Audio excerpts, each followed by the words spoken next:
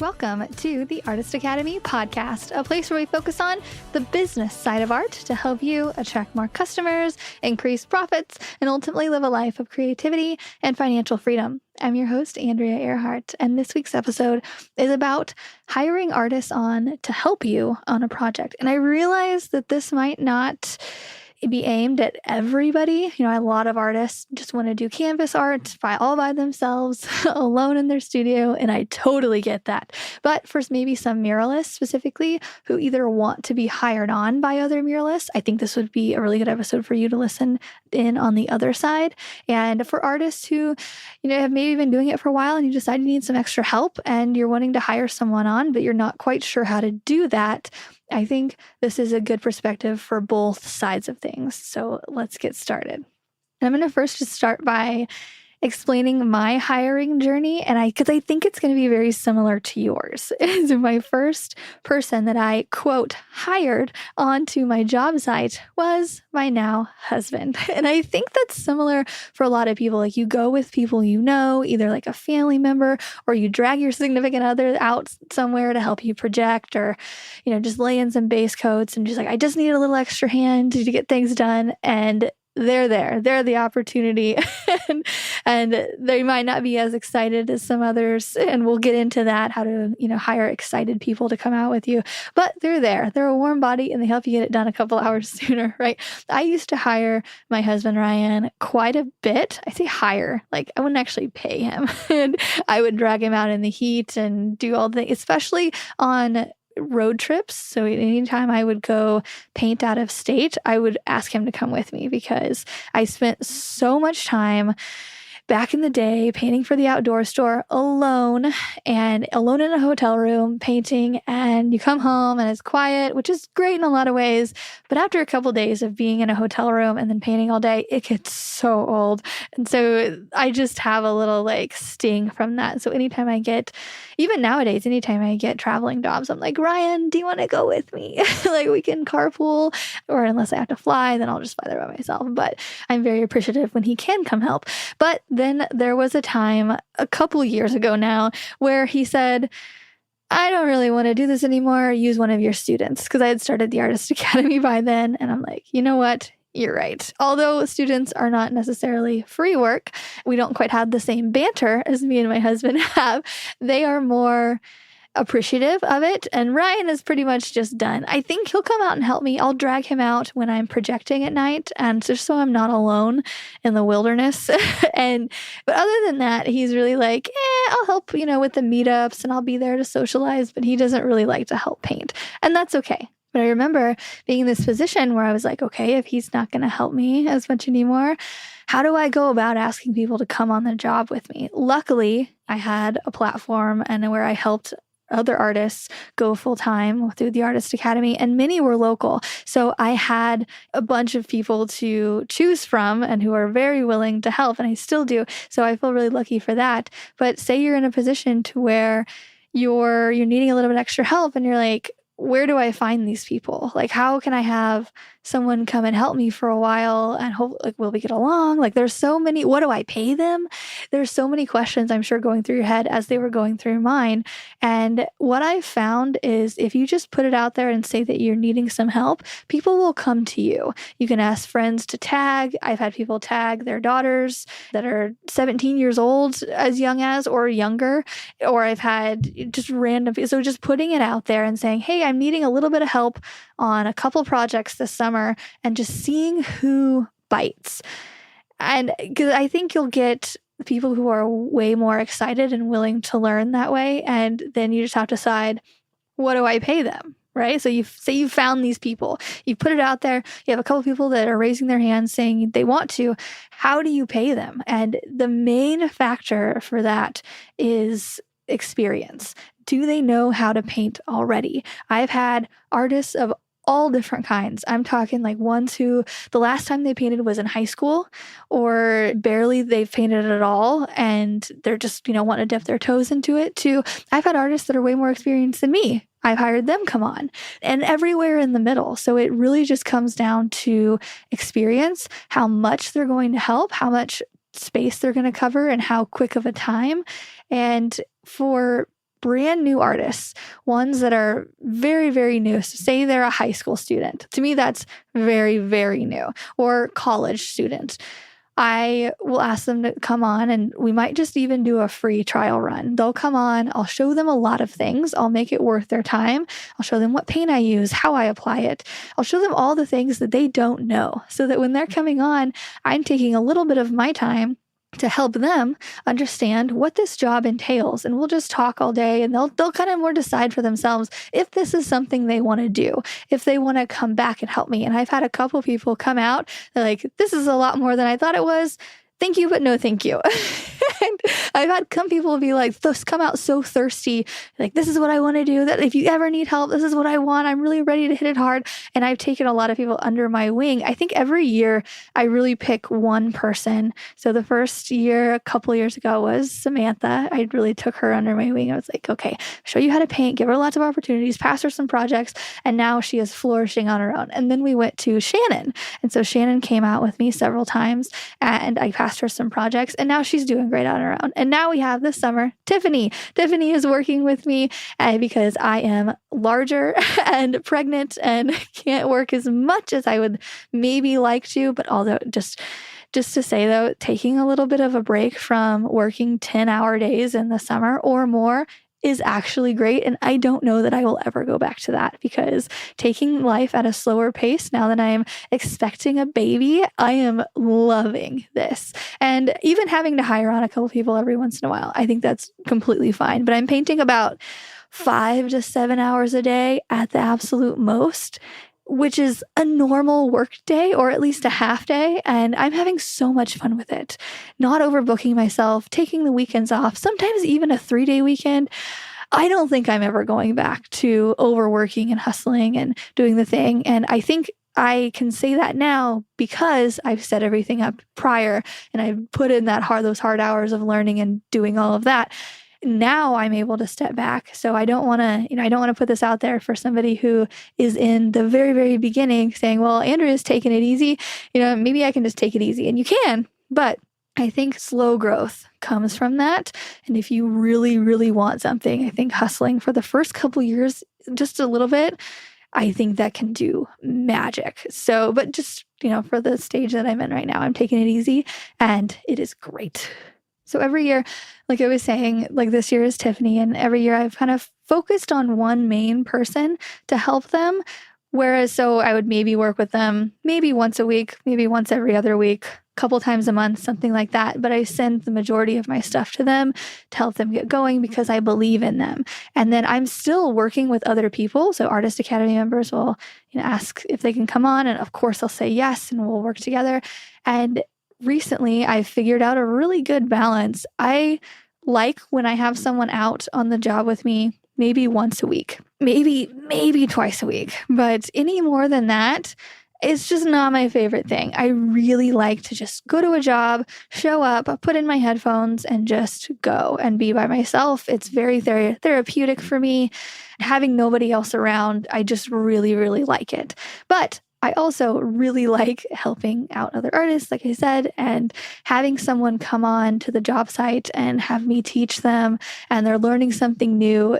That also really fills me up. So I have found from hiring all these different artists, and this will likely be very different for you, so don't go with my recommendation on this, but through my experience of having all different levels of different artists on the job with me, I really like the newbies, the brand new people who either they're coming out just for experience and I'm showing them something new for the very first time, or maybe they have a little bit of experience and they know how to, but they're not quite busy yet and they need some help, just doing certain things. Like I'll show them how to paint clouds or waves or whatever, but I'm teaching them because I have a lot of patience for newbies. And I remember what that felt like to want the opportunity really bad, to show up and not have a freaking clue how to use a giant paintbrush, or how do you do this and make it look good from far away, but maybe up close it doesn't look that good.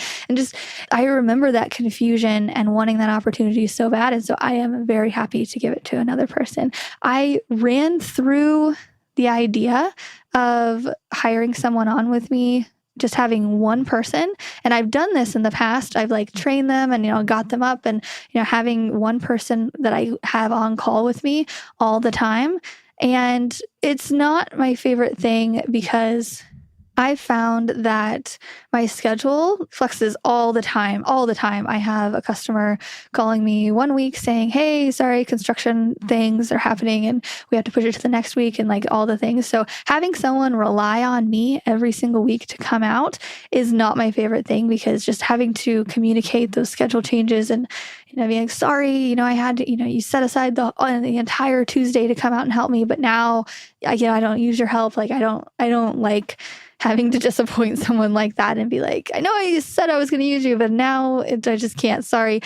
Back to the pay thing. So newbies, like I said, we'll have them come out and maybe help for free on the first day if they are brand new.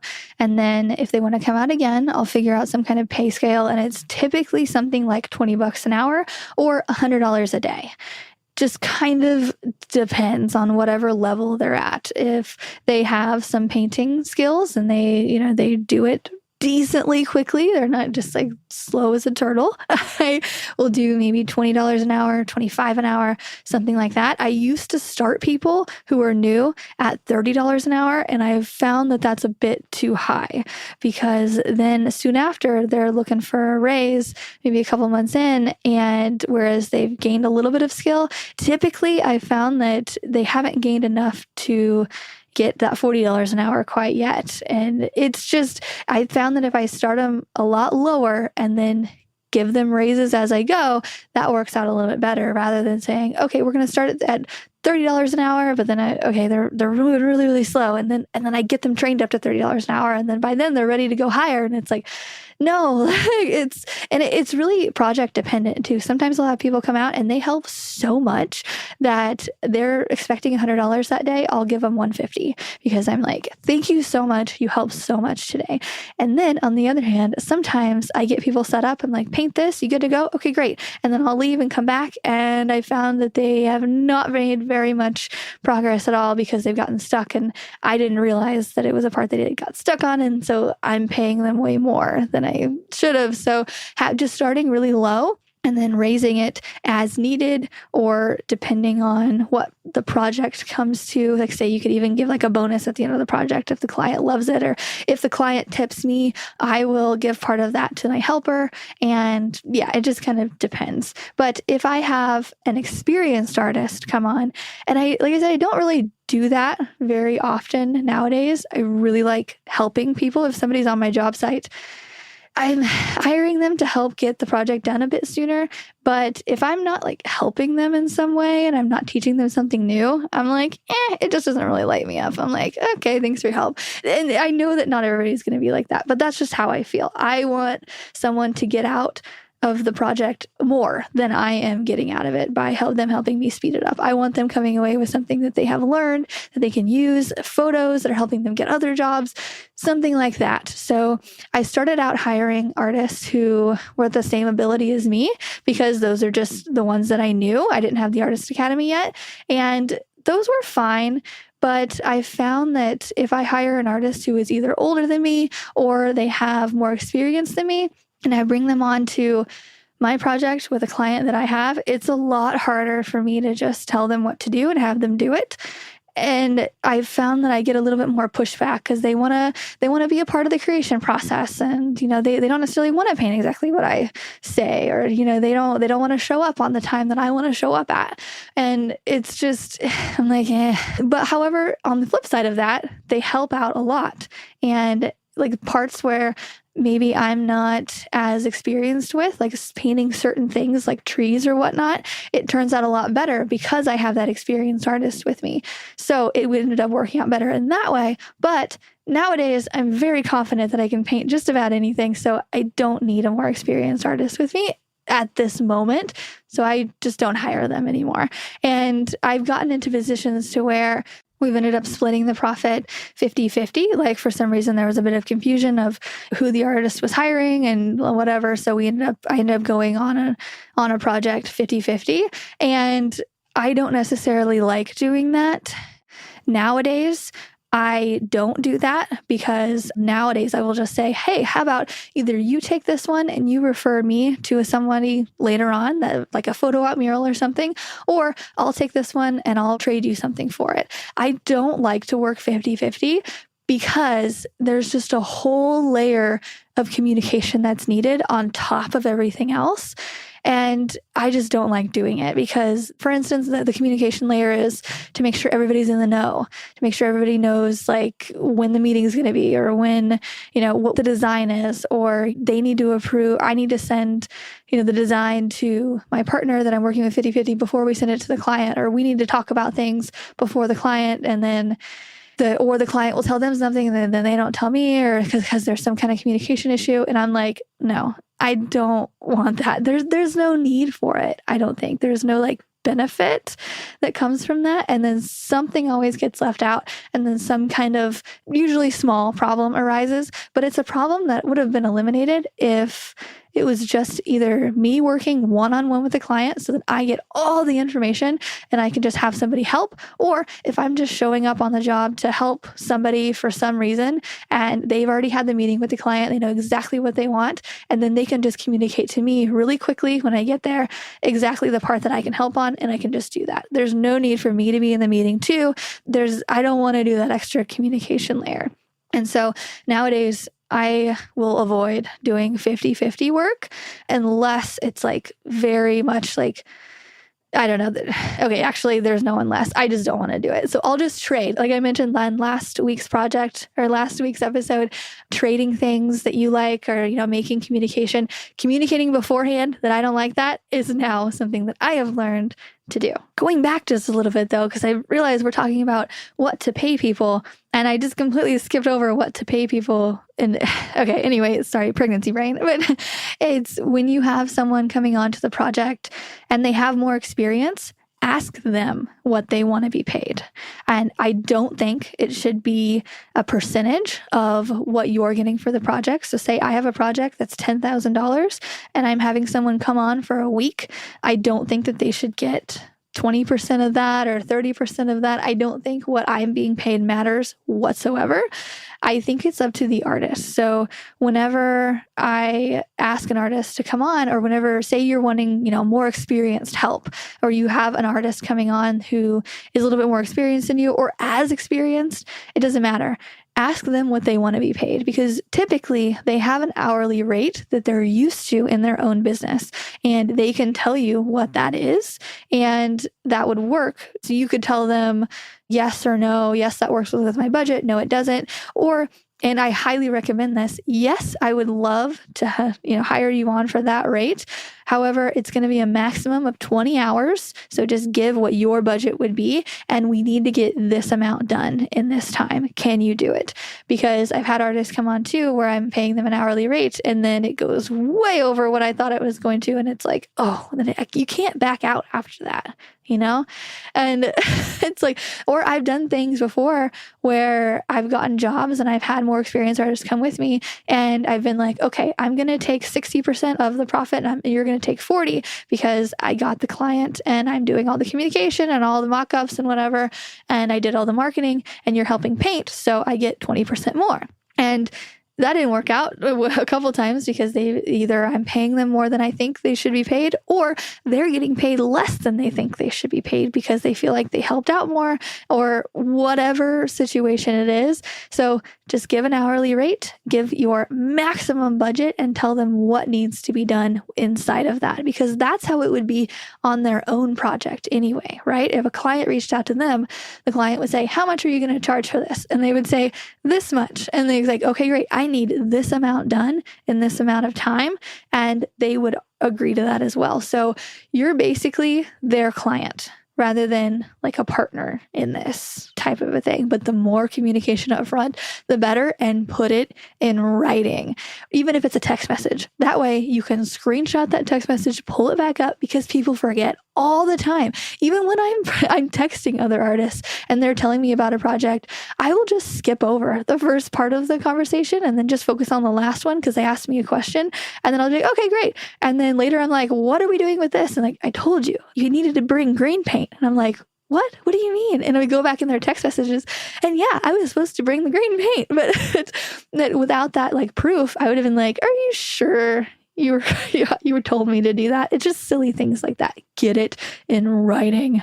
Another tip is before you start the day and when you end the day, if you have someone working with you, say, this is how much I'm wanting to get done today, whether it's a base coat or the sky and the clouds or whatever. This is where I'm hoping to finish by the end of the day. Sometimes I'll even say, if we finish, we can leave a little early if we're thinking, if we're tired. That way they know, like, if they work really hard, maybe we can get out early. And yeah, so, and then at the end of the day, say again, okay, we didn't quite make it to where we thought, or yes, we did this and more, then the next day is going to be this. That way they can plan. And that's one thing that I am not good at doing because I am very much, like I said, in my own head. I just like to do things on my own. And so that part is a big tip that has taken me a while to learn, is just communicating what's expected and the timeline that it needs to be done in, even like day by day or before lunch. Hey, let's take lunch as soon as we get this part done. And that way they know when we're eating or whatever. It's just communicating that.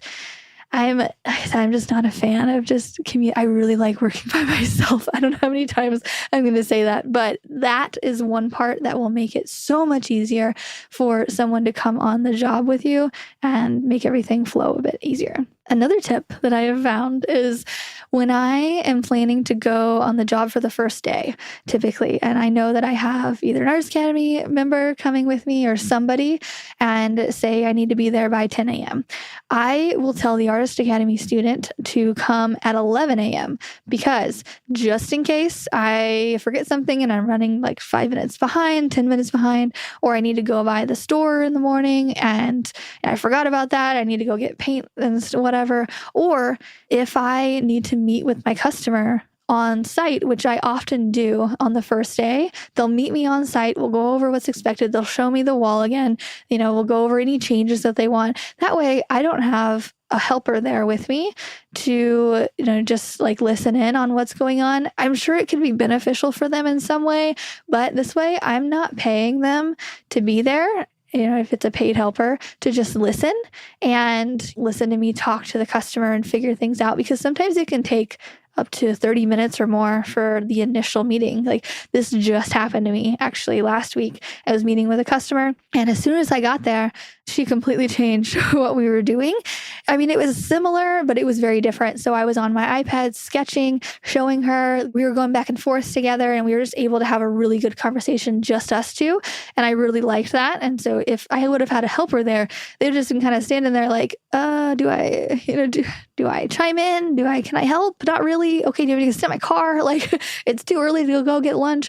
And also, when I was meeting with that customer, they changed it so much. And luckily, I had told my helper to come an hour later because I wasn't sure how long we were going to need. And they scaled down the project quite a bit to where I actually didn't even need a helper that day. So I quickly just got on, messaged them, hey, so sorry. I know you're wanting to help me today, but I don't necessarily need it. You can definitely come if you want to, and we could just paint for a few hours, but I don't necessarily need your help today, but let me know what you want to do. And they were like, oh, thank you. Like, I actually have something else to do. I'll go do that, but let me know, the next time you need help. I was like, great. That way, they didn't come all the way to the job site with me, figure out that I didn't actually need as much help as I need, and then have to go all the way home. So having me planning to get there and get set up and get organized and figure out what needs to be done for the day. That way, when the helper comes, they are ready to just go, and they're ready for my instructions, and my instructions are clear because I've been able to think about it. I've been able to look at the wall and say, okay, sketch out some stuff. Maybe if the helper is blocking in, I can already have something sketched out on the wall, and they're good to go. And the paint is right there for them when they get there. I think that part is new and something that I have just recently started to implement, and it's really helped my mental peace. And let's just end this with a quick list of the different things that a helper, or, if you're hiring someone on to come on the project with you, what they can do is they could help load or unload, help set up. They could help tape the edges. They could help fill in the space. So block in. A lot of the times, one of the main things that I help people do is use a roller. If something needs to be rolled out, so say like I'm doing an ocean scene and it needs to be all blue, I'll have them do the roller part of it. And that way I can get started on maybe a little bit more detailed part right after they roll. And so they're just filling in the big block stuff. And usually I'll give a helper a certain section and I'll say, work here. Don't look at everything else, because it's pretty intimidating to a new artist to come onto a mural site and see so much that needs to be done. So I'll really have them focus in. You're responsible for the grass. That is the little spot that you are responsible for today, and just learn how to do it. I'll show them a little bit of how to do it. Let them go and let them learn on their own and help them figure it out. A lot of the times, if I look down and they've switched brushes to a smaller brush because that's what they're used to, right? I'll go back and say, okay, this is why you're using this one. Let's try this one. And I'll put a different brush in their hand and I'll show them again how, it needs to be loose and it doesn't need to be that tight. And it just, let's work it together. And I let them figure it out on their own. And so in perspective, if you're someone who comes on the job site with a more experienced artist and you're the one who's learning, it's okay. It's okay if you don't know, and it's okay to work through it for a little bit, try it on your own. But if you need help, just ask me or ask whoever you're with and say, can you show me that again really quick? And we will be more than happy to. That's one thing that I've noticed, that if an artist is stuck, they'll just kind of like get all frustrated and and it's like, no, just figure it out. It's okay, because we've all been there. We've all been there when you're trying to make something work or you're trying to blend and it's not working and you're just so frustrated. I swear, having a good paint day affects the rest of your day. Just yesterday or the day before, I don't know what today is, I finished a really good painting of a bird, and I was so excited to have finished it on time or a little bit early, and it looked so great that the rest of the day I was like, hi, what's everybody doing? Like I was so happy. But on those paint days where you're a little exhausted or you're trying to figure something out and it's just not working, it affects the rest of your day. So use help. So you lean on me, lean on whoever's there, because that's why I like having newbies out. I like to give them this opportunity, have them struggle a bit, work through it on their own, but then also have me there as a safety net to where, if they really can't get it, I'll just come in, fix it really quick, and then they can see how I did that, and then we can all move forward. Okay, this was a lot packed into one episode, and believe it or not, there's so many other things that I could go over, and there's so many instances that happen, and just random stuff or little ways to teach people and how to prepare, like how to just all the things, and which is why I've made a full course about hiring inside of the master's program. So we have the Artist Academy Advanced that we've had for a very long time. It's where I teach artists who are at the very beginning to build their art careers, and let's take you from nothing and barely having, or maybe not even having a website yet or anything, and we'll build up your social media and we'll get you out and going full time. And then I just had this little knock at my door, at my head, and people were like, I need more help. I need this. Like, well, what do you do in this instance? And I'm like, I think we need to do some upper level training. So I started the master's program just at the beginning of this year for more advanced artists who are wanting to do things like NFTs and wanting to hire. And we're about to do an ads program in there to how to run ads in your business and just all of that stuff. And I've interviewed artists like Rich Marks and Murals by Whitney down in Houston. And if you don't know who they are, these guys are big time. They've been doing it for, I want to say Rich has been doing it for over 10 years. And I think Whitney is like right at that 10-year mark. So very experienced artists, many who have been hiring for years, whether they're hiring regularly or just as needed. They have so much more experience than I do even. And so I have them come in and we have a full conversation. There's a full hour-long conversation with people like Rich and Whitney and others that just to describe how they hire, where they've found them, the practices that they've put into that have saved them time and money. And everybody does it differently. So I think it's really important for you to hear not just my perspective on hiring, but somebody else's who's been doing it for longer and does it differently. And because you might resonate with that one a bit better. So this is is all inside of the master's program. If you would like to go there, go to artistacademy.co. That is artistacademy.co. You can apply and you can choose between the advanced program or the master's program and come in and learn more so we can make this year the highest income earning year yet. Through art, we can live a life of creativity and financial freedom. That's the goal of this. All right, that's it for me. I hope this has helped you, either if you're the one hiring or if you're being hired. It just gives you a little bit of perspective. So the next time you go on a job site, you're at least a little bit more prepared for one or both of those positions. But all right, I hope you guys have a great rest of your week, great rest of your day, and I'll see you next week.